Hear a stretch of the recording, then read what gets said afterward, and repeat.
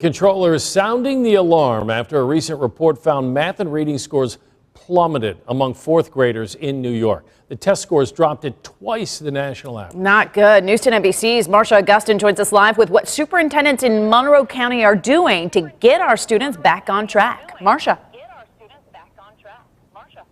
That's right, Nikki. The data focuses on 2019 to 2022 student test scores. Now, the state controller's review also includes how the pandemic negatively impacted students' performances in New York. Marie Doulis, Deputy State Controller for Budget and Policy, says her team did the number crunching, analyzing the recent data released on the nation's report card.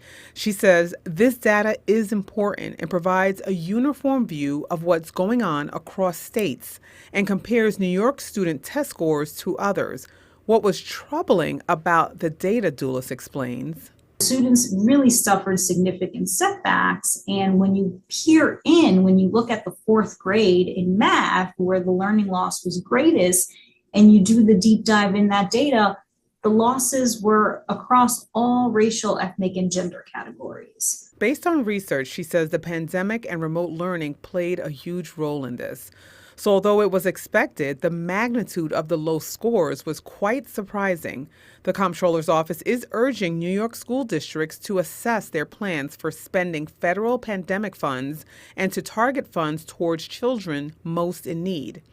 Casey Kosorek, superintendent of the Hilton School District and president of Monroe County Superintendent, says he doesn't know if one test gives an accurate snapshot of what is happening. In the Hilton Central School District, we're looking at most likely a single-digit decline, which is very different than maybe what's being claimed by some folks. When you say single digits, what's that digit? So for some districts, it could be from 4 to 6%. From some of my other colleagues, 9%. He and his superintendent colleagues in Monroe County have directed millions of dollars, thanks to New York State, to efforts to help students back to reading on grade level. Some of our school districts are having Saturday school, small group instruction. Many districts have implemented multi-tier systems of support.